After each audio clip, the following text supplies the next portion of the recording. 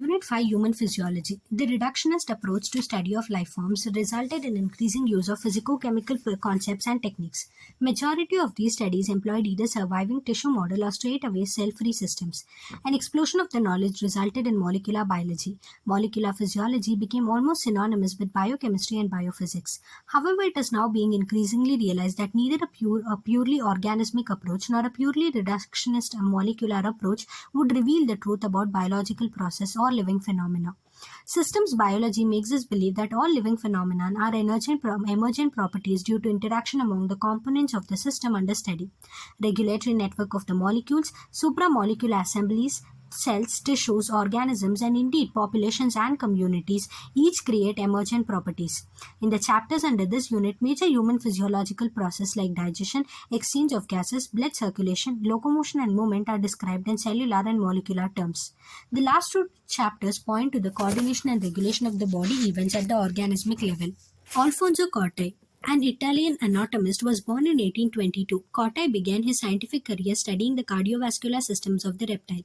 Later, he turned his attention to the mammalian auditory system. In 1851, he published a paper describing a structure located on the basilar membrane of the cochlea containing hair cells that convert the sound vibrations into nerve impulses, the organ of Corti. He died in the year 1888. Chapter 16. Digestion and Absorption. Food is one of the basic requirements of all living organisms. The major components of the food are carbohydrates, proteins, and fats.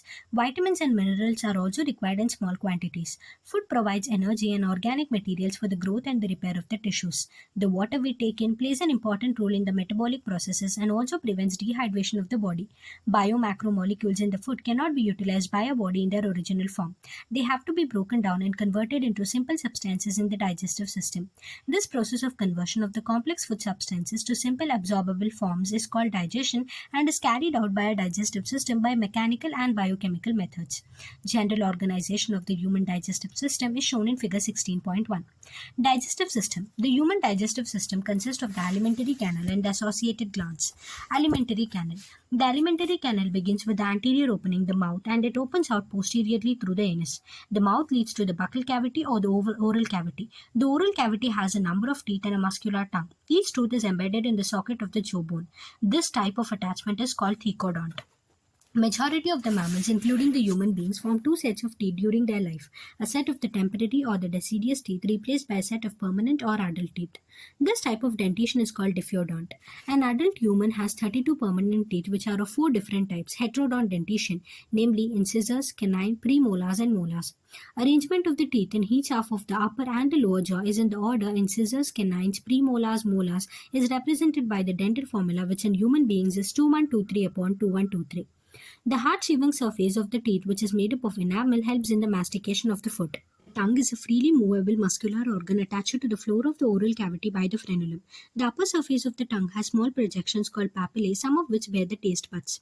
The oral cavity leads to a short pharynx, which serves as a common passage for the food and the air. The esophagus and the trachea, windpipe, open into the pharynx. A cartilaginous flap called the epiglottis prevents the entry of the food into the glottis, opening of the windpipe, during swallowing. The esophagus is a thin, long tube which extends posteriorly, passing through the neck, thorax, and diaphragm, and leads to the J-shaped back-like structure called stomach. A muscular sphincter, gastroesophageal sphincter, regulates the opening of the esophagus into the stomach. The stomach, located in the upper left portion of the abdominal cavity, has four major parts: a cardiac portion into which the esophagus opens, fundic region, body, main central region, and a pyloric portion which opens into the first part of the small intestine. Small intestine is distinguishable into three regions: a C-shaped duodenum, a long middle portion jejunum, and a highly coiled ileum. The opening of the stomach into the duodenum is guarded by the pyloric sphincter.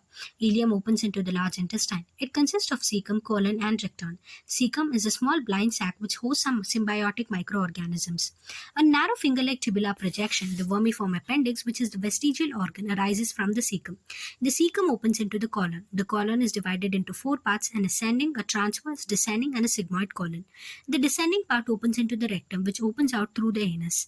A wall of the alimentary canals from the esophagus to the rectum possesses four layers, namely the serosa, muscularis, submucosa, and the mucosa. Serosa is the outermost layer and is made up of thin mesothelium, epithelium of the visceral organs with some connective tissue. Musculatus is formed by smooth muscles usually arranged into an inner circular and an outer longitudinal layer. An oblique muscle layer may be present in some regions. A submucosal layer is formed of loose connective tissue containing nerves, blood, and lymph vessels. In duodenum, glands are also present in the submucosa. The innermost layer lining the lumen of the alimentary canal is the mucosa. This layer forms irregular folds rugae in the stomach and small finger-like foldings called villi in the small intestine. The cells lining the villi produce numerous microscopic projections called microvilli, giving a brush border appearance. These modifications increase the surface area enormously. Villi are supplied with a network of capillaries in a large lymph vessel called the lacteal. Mucosal epithelium has goblet cells which secrete mucus that help in lubrication. Mucosa also forms glands in the stomach, gastric glands, and crypts in between the bases of the villi in the intestine called crypts of Lieberkühn. All the four layers show modification in different parts of the alimentary canal. Digestive glands. The digestive glands associated with the alimentary canal include the salivary glands, the livers, and the pancreas. Saliva is mainly produced by three pairs of the salivary glands, the parotoid sheaths, the submaxillary or the submandibular, lower jaw, and the sublinguals below the tongue. These glands situated just outside the buccal cavity secrete salivary juice into the buccal cavity. Liver is the largest gland of the body, weighing about 1.2 to 1.5 kg in an adult human. It is situated in the abdominal cavity just below the diaphragm and has two lobes. The hepatic lobules are the structural and functional units of the liver containing hepatic cells arranged in the form of cords. Each lobule is covered by a thin connective tissue sheath called the Glissen's capsule. The bile is secreted by the hepatic cells, passes through the hepatic ducts, and is stored and concentrated in a thin muscular sac called the gallbladder. The ducts of the gallbladder, cystic duct, along with the hepatic duct from the liver, forms a common bile duct. The bile duct and the pancreatic duct open together into the duodenum as a common hepatopancreatic duct, which is guarded by the sphincter called sphincter of Oddi. The pancreas is a compound, both exocrine and endocrine, elongated organ situated between the limbs of the C-shaped duodenum. The exocrine portion secretes an alkaline pancreatic juice containing enzymes, and the endocrine portion secretes hormones, insulin, and glucagon. Digestion of food. The process of digestion is accomplished by mechanical and chemical process. The buccal cavity performs two major functions: mastication of the food and facilitation of swallowing. The teeth and the tongue, with the help of the saliva, masticate and mix up the food thoroughly. Mucus in the saliva helps in lubricating and adhering the masticated food particles into a bolus. The bolus is then conveyed into the pharynx and then into the esophagus by swallowing or deglutition. The bolus further passes down through the esophagus by successive waves of muscular contractions called peristalsis. The gastroesophageal sphincter controls the passage of the food into the stomach. The saliva secreted into the oral cavity contains electrolytes like Na+, K+, Cl-, HCO3- and enzymes like salivary amylase and lysosome. The chemical process of digestion is initiated in the oral cavity by the hydrolytic action of the carbohydrate splitting enzyme, the salivary amylase. About 30% of the starch is hydrolyzed by this enzyme at optimum temperature of 6.8 into a disaccharide maltose. Lysosome present in the saliva acts as an antibacterial agent that prevents infection. Starch in the presence of salivary amylase at a pH of 6.8 gives maltose. The mucus of the stomach has gastric glands. Gastric glands have three major types of cells, namely the mucous neck cells which secrete mucus, peptic or the chief cells which secrete the proenzyme pepsinogen, and the parietal or the oxyntic cells which secrete the HCl and the intrinsic factor essential for absorption of vitamin B12. The stomach stores the food for 4 to 5 hours. The food mixes thoroughly with the acidic gastric juice of the stomach by the churning movements of its muscular wall and is called chyme.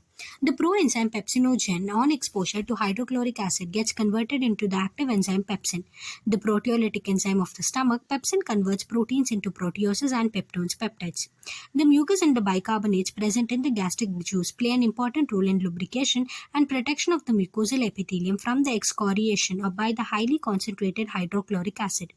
HCl provides the acidic pH of 1.8, optimal for pepsins. Renin is a proteolytic enzyme found in the gastric juice of infants which help in the digestion of the milk proteins. Small amounts of lipases are also secreted by the gastric glands. Various types of movements are generated by the muscularis layer of the small intestine. These movements help in a thorough mixing of the food with various secretions in the intestine and thereby facilitate digestion. The bile, pancreatic juice, and the intestinal juice are the secretions released into the small intestine. Pancreatic juice and the bile are released through the hepatopancreatic duct. The pancreatic juice contains contains the inactive enzymes tripepsinogen, chymotrypsinogen, carboxypeptidases, amylases, lipases, and nucleases. Trypsinogen is activated by an enzyme enterokinase secreted by the intestinal mucosa into active trypsin, which in turn activates the other enzymes in the pancreatic juice. The bile released into the duodenum contains bile pigments, bilirubin and biliverdin, bile salts, cholesterol, and phospholipids, but no enzymes. Bile helps in emulsification of fats, that is, breaking down of the fats into very small micelles. Bile also activates lipases. The intestinal mucosal epithelium has goblet cells which secrete mucus. The secretions of the brush border cells of the mucosa, along with the secretions of the goblet cells, constitute the intestinal juice or the succus entericus. This juice contains a variety of enzymes like disaccharidases, example maltase, dipeptidases, lipases, nucleosidases, etc. The mucus along with the bicarbonates from the pancreas protect the intestinal mucosa from acid as well as provide an alkaline medium pH of 7.8 for enzymatic activities. Submucosal glands, Brunner's glands also help in this. Proteins, proteoses and peptones, partially hydrolyzed proteins in the chyme reaching the intestine are acted upon by the proteolytic enzymes of the pancreatic juice as given below. Proteins, peptones and proteoses in the presence of trypsinogen or chymotrypsin and carboxypeptidase gives dipeptides. Carbohydrates in the chyme are hydrolyzed by the pancreatic amylase into disaccharides. Polysaccharides like starch in the presence of amylase give disaccharides. Fats are broken down by lipases with the help of bile into di and monoglycerides. Fats in the presence of lipases gives diglycerides and then gives monoglycerides. Nucleases in the pancreatic juice acts on the nucleic acid to form nucleotides and nucleosides. Nucleic acids in the presence of nucleases gives nucleotides and this gives nucleosides. The enzyme in the succus entericus acts on the end products of the above reactions to form the respective simple absorbable forms. These final steps in digestion occur very close to the mucosal epithelia cells of the intestine. Dipeptides in the presence of dipeptidases gives amino acids. Maltose in the presence of maltase gives glucose plus glucose. Lactose in the presence of lactase gives glucose plus galactose. Sucrose in the presence of sucrose gives glucose plus fructose. Nucleotides in the presence of nucleotidases gives nucleosides. Nucleosides in the presence of nucleosidases gives sugars plus bases. Di and monoglycerides in the presence of lipases gives fatty acids plus glycerol. The breakdown of the biomacromolecules mentioned above occur in the duodenum region of the small intestine. The simple substances thus formed are absorbed in the jejunum and ileum regions of the small intestine. The undigested and unabsorbed substances are passed on to the large intestine. No significant digestive activity occurs in the large intestine. The functions of the large intestine are 1. Absorption of some water, minerals and certain drugs. 2. Secretion of the mucus which helps in adhering the waste undigested particles together and lubricating it for an easy passage. The undigested or unabsorbed substances called the feces enter into the cecum of the large intestine through the ileocecal well which prevents the backflow of the fecal matter. It is temporarily stored in the rectum till defecation. The activities of the gastrointestinal tract are under the neural and hormonal control for proper coordination of different parts. The sight, smell and or the presence of food in the oral cavity can stimulate the secretion of saliva. Gastric and intestinal secretions are also similarly stimulated by neural signals. The muscular activities of different parts of the alimentary canal can also be moderated by neural mechanisms, both local and through the central nervous system. Hormonal control of the secretions of the digestive juices is carried out by the local hormones produced by the gastric and the intestinal mucosa. Calorific value of the protein, carbohydrate and fat. The energy requirements of animals and the energy content of the food are expressed in terms of the measure of the heat energy because heat is the ultimate form of all the energies. This is often measured as calorie, or joules, which is the amount of heat energy required to raise the temperature of 1 gram of water by 1 degree Celsius. Since this value is tiny amount of energy, physiologists commonly use kilocalories or kilojoules. 1 kilocalorie is the amount of energy required to raise the temperature of 1 kg of water by 1 degree Celsius. Nutritionists traditionally refer to kilocalorie as the calorie or joule, usually always capitalized. The amount of heat liberated from the complete combustion of 1 gram of food in a bomb calorimeter, a closed metal chamber filled with oxygen, is its gross calorific value or the gross energy value. The actual amount of the energy combustion of 1 gram of food is the physiological value of food. Gross calorific value of carbohydrates, proteins and fats are 4.1 kilocalories per gram, 5.65 kilocalories per gram and 9.45 kilocalories per gram respectively, whereas the physiological values are 4 kilocalories per gram, 4 kilocalories per gram and 9 kilocalories per gram respectively. Absorption of the digested products. Absorption is the process by which the end products of the digestion pass through the intestinal mucosa into the blood or the lymph. It is carried out by active, passive, or facilitated transport mechanisms. Small amounts of monosaccharides like glucose, amino acids, and some electrolytes like chloride ions are generally absorbed by simple diffusion. The passage of these substances into the blood depends on the concentration gradients. However, some substances like glucose and amino acids are absorbed with the help of the carrier proteins. This mechanism is called as the facilitated transport. The transport of the water depends upon the osmotic gradient. Active transport occurs against the concentration gradient and hence requires energy. Various nutrients like amino acids, monosaccharides like glucose, electrolytes like Na+ are absorbed into the body by this mechanism. Fatty acids and glycerol, being insoluble, cannot be absorbed into the blood. They are first incorporated into small droplets called micelles, which move into the intestinal mucosa. They are reformed into very small protein-coated fat globules called the chylomicrons, which are transported into the lymph vessels, lacteals in the villi. These lymph vessels ultimately release the absorbed substances into the bloodstream. Absorption of the substances takes place in different parts of the alimentary canal like mouth, stomach, small intestine, and large intestine. However, maximum absorption occurs in the small intestine. A summary of the absorption sites of absorption and substances absorbed is given in table 6.1. Mouth absorbs certain drugs coming in contact with the mucosa of the mouth and the lower side of the tongue are absorbed into the blood capillaries lining them. In stomach, absorption of the water, simple sugars and alcohols takes place. In small intestine, the principal organ for the absorption of nutrients. The digestion is completed here and the final products of digestion such as glucose, fructose, fatty acids, glycerol and amino acids are absorbed through the mucosa into the bloodstream and the lymph. Large intestine, absorption of water, some minerals and drugs takes place. The absorbed substances finally reach the tissue which utilize them for their activities. This process is called assimilation. The digestive waste solidified into coherent feces in the rectum may initiate a neural reflex causing an urge or desire for its removal. Digestion of the feces to the outside through the anal opening. Defecation is a voluntary process and is carried out by mass peristaltic movement. Disorders of the digestive system. The inflammation of the intestinal tract is the most common ailment due to the bacterial or the viral infections. The infections are also caused by the parasites of the intestine like the tapeworm, roundworm, threadworm, hookworm, pinworm, etc. Jaundice. The liver is affected. Skin, eyes turn yellow due to the deposit of the bile pigments. Vomiting. It is the ejection of the stomach contents through the mouth. This reflex action is controlled by the vomit center in the medulla. A feeling of nausea precedes vomiting.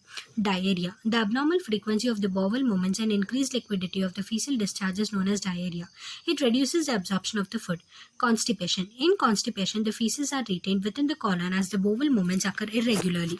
Indigestion. In this condition, the food is not properly digested, leading to a feeling of fullness. The causes of indigestion are inadequate enzyme secretion, anxiety, food poisoning, overeating, and spicy food. PEM, dietary deficiency of the proteins and total food calories are widespread in many underdeveloped countries of the South and the Southeast Asia, South America and West and Central Africa. Protein energy malnutrition (PEM) may affect large sections of the population during drought, famine and political turmoil. This happened in Bangladesh during the Liberation War and in Ethiopia during the severe drought in mid-80s. PEM affects the infants and the children to produce marasmus and kwashiorkor. Marasmus is produced by the simultaneous deficiency of the proteins and the calories. It is found in infants less than a year in age. If mother's milk is replaced too early by other foods which are poor in both proteins and calorific value. This often happens if the mother has second pregnancy or childbirth when the older infant is still too young. In marasmus, protein deficiency impairs growth and replacement of the tissue proteins. Extreme emaciation of the body and thinning of the limbs result. The skin becomes dry, thin and wrinkled. Growth rate and body weight decline considerably. Even growth and development of the brain and mental faculties are impaired. Kwashiorkor is produced by protein deficiency and accompanied by calorie deficiency. It results from the replacement of the mother's milk by a high-calorie, low-protein diet in a child more than 1 year in age. Like marasmus, kwashiorkor shows wasting of the muscles, thinning of the limbs, failure of the growth and brain development. But unlike marasmus, some fat is still left under the skin. Moreover, extensive oedema and swelling of the body parts are seen. Summary. The digestive system of human consists of the alimentary canal and associated digestive glands. The alimentary canal consists of the mouth, buccal cavity, pharynx, esophagus, stomach, small intestine, large intestine, rectum, and the anus. The accessory digestive glands include the salivary glands, the liver with the gallbladder, and the pancreas. Inside the mouth, the teeth masticates the food, the tongue tastes the food and manipulates it for proper mastication by mixing it with the saliva. Saliva contains a starch digestive enzyme, salivary amylase, that digests the starch and converts it into maltose disaccharide. The food then passes into the pharynx and enters the esophagus in the form of bolus, which is further carried down through the esophagus by peristalsis into the stomach. In stomach, mainly protein digestion takes place. Absorption of the simple sugars, alcohol, and medicines also takes place in the stomach. The chyme. Food enters into the duodenum portion of the small intestine and is acted on by the pancreatic juice, bile, and finally by the enzymes in the succus entericus, so that the digestion of the carbohydrates, proteins, and the fats is completed. The food then enters into the jejunum and the ileum portions of the small intestine. Carbohydrates are digested and converted into monosaccharides like glucose. Proteins are finally broken down into amino acids. The fats are converted into fatty acids and glycerol. The digested end products are absorbed into the body through the epithelial lining of the intestinal villi. The undigested food feces enters into the cecum of the large intestine through the ileocecal well, which prevents the backflow of the fecal matter. Most of the water is absorbed in the large intestine. The undigested food becomes semi-solid in nature and then enters into the rectum, anal canal, and is finally ingested out through the anus. Thank you.